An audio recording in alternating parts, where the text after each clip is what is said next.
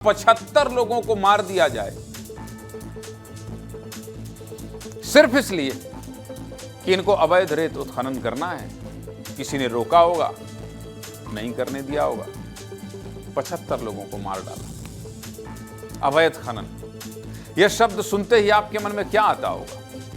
आपके मन में अवैध रेत खनन सुनते ही क्या आता है कि कोई एक नदी होगी जिससे माफिया अवैध रूप से रेत या बजरी निकालते होंगे, जिसे बाजार में बेचा जाता होगा और कमाई की जाती होगी। अगर मैं आपसे कहूं कि मध्य प्रदेश के चंबल में होने वाले इस अवैध खनन से अब तक 75 लोगों की जान ले ली है या चली गई है, तो आप चौंकेंगे कि नहीं चौंकेंगे? चौंकेंगे ना कि भाई अवैध रेत खनन से 75 लोगों से क्या कनेक्शन? 75 लोग कैसे मर गए? मर गए हैं, 75 को मार डाला है। खबर यही है। देखिए, मध्य प्रदेश की चंबल नदी में होने वाले अवैध खनन को लेकर हाई कोर्ट की ग्वालियर बेंच में दायर याचिका में कहा गया है कि खनन माफियाओं ने अब तक 75 से ज्यादा लोगों की जान ले ली है, 75 से ज्यादा लोगों को मार डाला है, जिसमें आईपीएस अधिकारी तक शामिल है। लेकिन आज तक रेत माफियाओं पर कोई बड़ी कार्रवाई नहीं हुई। चंबल से अक्सर ही ऐसे मामले सामने आते रहते हैं जहां माफियाओं का आतंक देखने को मिलता है। हाल ही की बात करूं तो 8 मार्च को मुरैना में अवैध खनन कर रेत ले जा रहे ट्रैक्टर को वन अमले ने रोकने की कोशिश की। इस पर ड्राइवर ने ट्रॉली को पलटा दी और भागने लगा, जिसका टीम ने पीछा किया। मगर इलाके में रेत माफियाओं के हौसले इतने बुलंद हैं कि जैसे ही वन विभाग की टीम ने ट्रैक्टर को पकड़ा, तभी 9 लोगों ने आकर अमले को घेर लिया। इसके बाद टीम के साथ गाली गलौज की, फिर धक्का मुक्की कर ट्रैक्टर छुड़ाकर ले गए। इतना ही नहीं, टीम को जान से मारने की धमकी भी दे दी। रेत माफियाओं को लेकर सवाल तब भी उठे थे जब मार्च 2025 में मंत्री एदल सिंह कंसाना से सवाल पूछा गया था और मंत्री जी ने रेत माफियाओं का बचाव करते हुए कहा था कि रेत माफिया नहीं बल्कि पेट माफिया है। वाह मंत्री जी वाह, 75 लोगों की जान चली गई। आप जनप्रतिनिधि हैं, आपके बारे में मैंने सुना है कि आप इतने बार से जीतते आए हैं। मैंने आपके बारे में यह भी सुना है कि आप पहले कांग्रेस में थे, अब बीजेपी में हैं। मतलब आपको लोग पसंद करते हैं। अगर आपको लोग पसंद करते हैं और आपको इतनी बार जिता रहे हैं, तो क्या रेत अवैध उत्खनन करने के लिए पसंद कर रहे हैं? क्या रेत अवैध उत्खनन करने के लिए पसंद कर रहे हैं? 75 लोगों की जान गई है, आपको धरने में बैठ जाना चाहिए, आपको जाकर धरने में बैठ जाना चाहिए। लेकिन नहीं, आप क्या कह रहे हैं? ये माफिया नहीं बल्कि पेट माफिया है। विवाद बढ़ने पर मंत्री जी से दोबारा भी सवाल पूछा गया था, लेकिन मंत्री जी अपनी बात पर अड़ गए थे। लेकिन अब हाई कोर्ट में दायर याचिका के बाद जो आंकड़े सामने आए हैं वो बहुत चौंकाने वाले हैं। पिछले 10 सालों में रेत माफियाओं द्वारा अंजाम दी गई कुछ बड़ी घटनाओं के बारे में आपको बता देता हूं। देखिए, रेत माफियाओं द्वारा अब तक की सबसे बड़ी घटना एक आईपीएस अधिकारी की हत्या करना ही था। 8 मार्च 2012 को रेत माफियाओं ने आईपीएस नरेंद्र कुमार की ट्रैक्टर से कुचलकर हत्या कर दी थी। वे रेत माफियाओं को रोकने के लिए बड़े कदम उठा रहे थे। 21 मार्च 2014 को मुरैना में जब वन विभाग की टीम ने रेत माफियाओं को घेर लिया था, तब बदमाशों ने फायरिंग करते हुए ट्रैक्टर ट्रॉली छुड़ाकर ले गए थे। इसी साल 31 मार्च को एक हवलदार को रेत माफियाओं ने गोली मार दी थी। 5 अप्रैल 2014 को पुलिस के आरक्षक धर्मेंद्र चौहान को रेत माफियाओं ने डंपर से कुचलकर मार डाला था। 7 मार्च 2016 को रेत माफियाओं ने वनरक्षक नरेंद्र शर्मा को ट्रैक्टर से कुचलकर मार दिया था। 15 फरवरी 2017 को वन विभाग की टीम ने अवैध खनन करके जा रहे ट्रैक्टर को रोका तो माफियाओं ने नाके पर फायरिंग की और ट्रैक्टर छुड़ाकर ले गए। 6 सितंबर 2018 को रेत माफियाओं ने ट्रैक्टर से कुचलकर डिप्टी रेंजर की हत्या कर दी। इसके अलावा 21 जून 2018 को अंबाह मुरैना रोड पर अवैध खनन से भरी ट्रैक्टर ट्रॉली के चालक ने भागने के चक्कर में 21 लोगों को कुचल दिया। बाप रे बाप, जिसमें 15 लोगों की मौत हो गई। ये तो केवल वो मामले हैं जो सुर्खियों में रहे और सभी मामलों में कुल मिलाकर 75 लोगों की जान जा चुकी है। इस मामले को हाई कोर्ट तक पहुंचाने वाले ग्वालियर के अधिवक्ता अवधेश सिंह तोमर से हमारे सहयोगी अनिल गौर ने बातचीत की। अवधेश तोमर क्या कह रहे हैं, सुनिए। कई मृत्यु हो चुकी है, लगभग 70-80 लोगों की मौत हो चुकी है उन ट्रैक्टर ट्रॉलियों से। उसके बाद भी सरकार नहीं चेती। क्योंकि वहाँ जो लोकल राजनेता हैं उनका संरक्षण प्राप्त है। मेरे द्वारा ये मामला चूँकि शिकायत की गई वरिष्ठ अधिकारियों को, उसका माननीय उच्च न्यायालय में याचिका लगाई गई। माननीय उच्च न्यायालय ने इसको बड़ी गंभीरता से लिया और मामले को अभी रिजर्व किया है ऑर्डर को। और चूँकि उन्होंने दस्तावेज भी देखे, फोटोग्राफ्स भी देखे, आम जनता दुखी है और पर्यावरण को भी नुकसान हो रहा है, वहाँ जो घड़ियाल सेंचुरी को भी नुकसान हो रहा है। रेत माफियाओं के इस आतंक के चलते 75 लोगों की जान चली गई। 75। रेत की इस अवैध कारोबार का जायजा लेने आज भी हमारे सहयोगी चंबल नदी में पहुंचे, लेकिन बारिश की वजह से नदी उफान पर है और खनन पूरी तरह से बंद है। जो जगह पूरे साल रेत माफियाओं से पटी रहती है, वहां आज क्या हालात है, देखिए।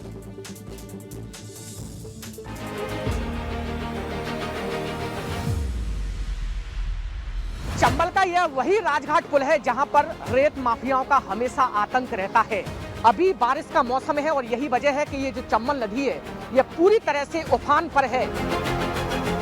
3 महीने तक यह रेत पूरी तरह से बंद होता है क्योंकि चंबल नदी उफान पर होती है। लेकिन बारिश जाने के बाद यहाँ पर हजारों की तादाद में ट्रैक्टर ट्रॉली आपको नजर आएंगे। बारिश जब तक रहेगी, जब तक चंबल नदी का जो सैलाब है वो लगातार बढ़ता जाएगा। अवैध रेत को रोकने के लिए प्रशासन पूरी तरह से नाकाम रहता है। पड़ताल में पता चला कि केवल बरसात का मौसम छोड़कर बाकी पूरे साल चंबल नदी के किनारे से अवैध खनन के ट्रैक्टर पटे रहते हैं। ये तस्वीरें इसी साल मार्च की हैं और खनन माफियाओं के हिसाब से वो महीना है जब सबसे ज्यादा खनन होता है। खनन के लिए मौसम भी पूरी तरह से अनुकूल होता है और 24 घंटे में हजारों ट्रक और ट्राली रेत चंबल नदी से निकाल ली जाती है। रेत माफियाओं का आतंक कुछ इस कदर हावी है कि ना तो इन्हें प्रशासन की तरफ से रोका जाता है और ना ही इन्हें किसी का डर है। अगर कोई अधिकारी अवैध खनन रोकना चाहे तो क्या होता है, ये आपको तस्वीरों में दिखा दिया कि कैसे रेत माफिया अपनी गाड़ियों को छुड़ाकर भाग जाते हैं। और आईपीएस स्तर के अधिकारी ने भी जब अवैध खनन पर सख्ती दिखाई तो रेत माफियाओं ने उनकी भी जान ले ली। जब नदी उफान पर नहीं होती तो किस तरह से खनन होता है, हमारे सहयोगी अनिल गौर की रिपोर्ट देखिए, ये भी आपको बता देते हैं। इसी साल मार्च की रिपोर्ट है।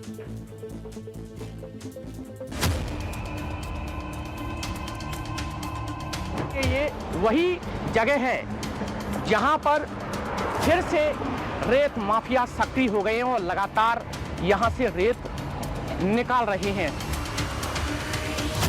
इसी राजघाट पर मध्य प्रदेश के मुख्यमंत्री डॉक्टर मोहन यादव ने घड़ियालों को छोड़ा था। उस दौरान ये पूरा इलाका खाली कर दिया गया था, लेकिन फिर से ये माफिया अब यहां से रेत निकालते हुए नजर आ रहे हैं।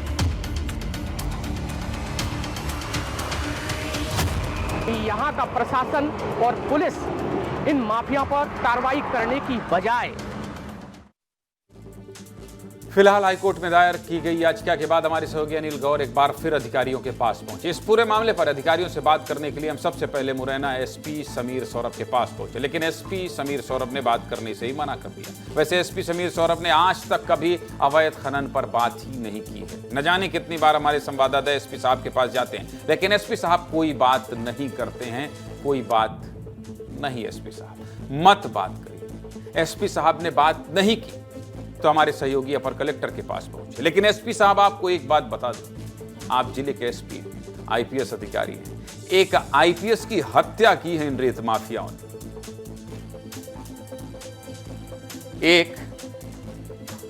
एक आईपीएस की हत्या की है एसपी साहब।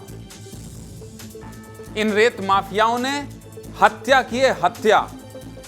और इसीलिए कह रहा हूं एसपी साहब कि आप चाहते हैं, अगर आप चाह लें तो सब कुछ रोक सकते हैं।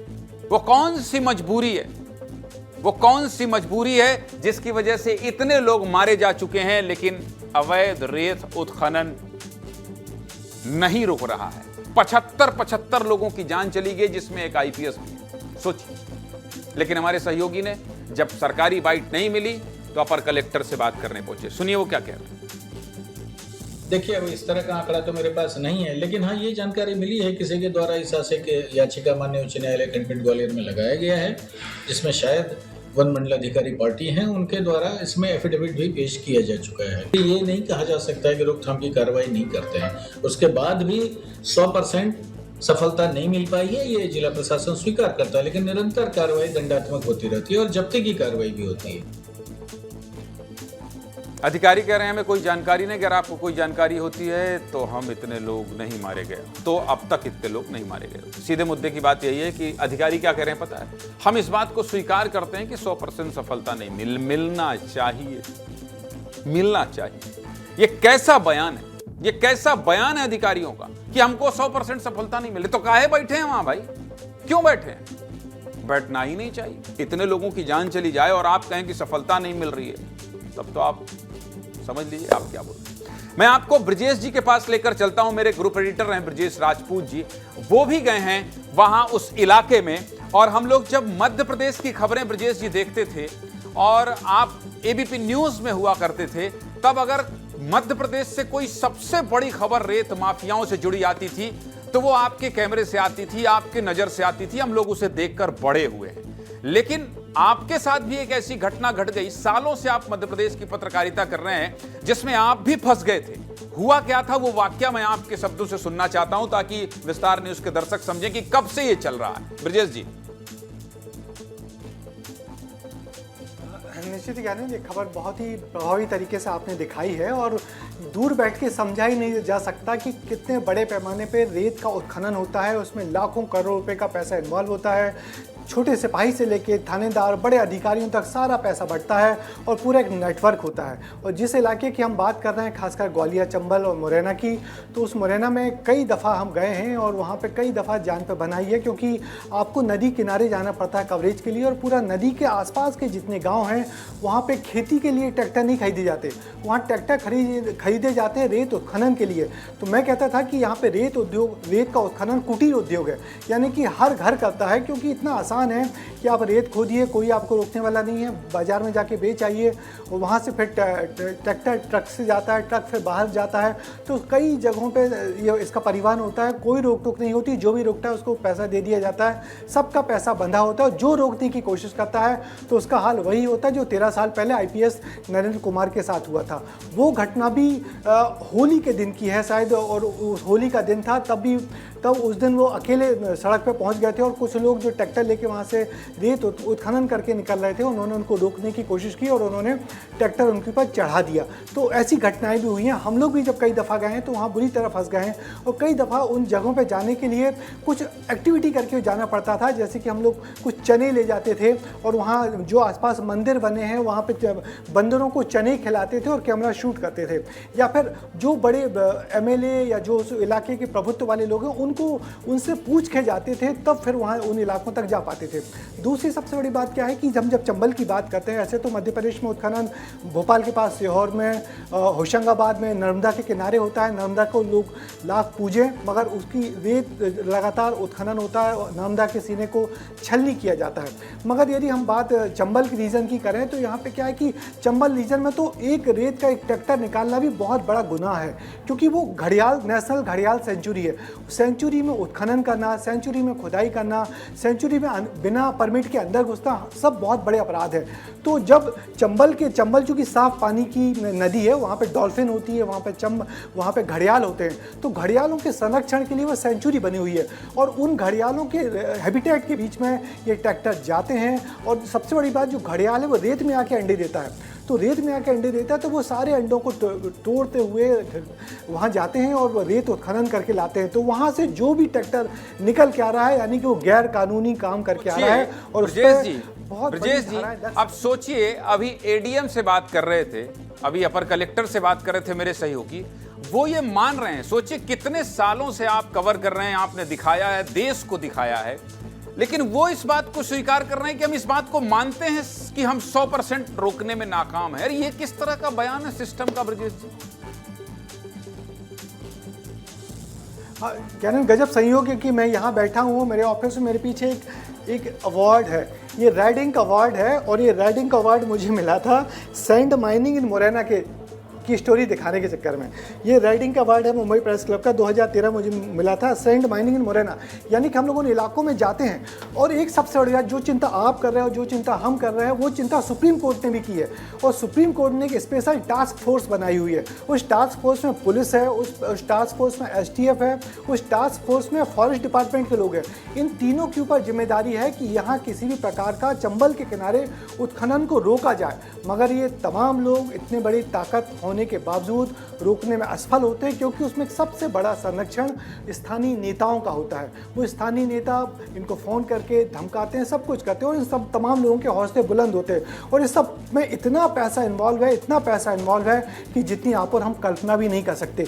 एक ट्रैक्टर जो नीचे से ट्रैक्टर ऊपर तक आता है, वो करीब 800,000 रुपये का होता है। मगर वही ट्रैक्टर जब ट्रक में भर के जब यूपी बॉर्डर चला जाता है या राजस्थान बॉर्डर चला जाता है, तो वहाँ जाके वो कई हजारों का हो जाता है। तो लगातार उत्खनन हो रहा है, रात में कुल होता है मिलाकर उत्खनन, दिन में मुझे होता है ये लगता उत्खनन, है दोपहर में ब्रजेश जी, होता है मुझे ये उत्खनन। लगता है कि जब 75 लोगों की जान चली गई हो और आपने इतने विस्तार से बताया, आपसे बात करने का मकसद सिर्फ ये था कि जो हम खबरों में नहीं बताए, आप वो उसको इस तरह से हमारे दर्शकों को बताएं।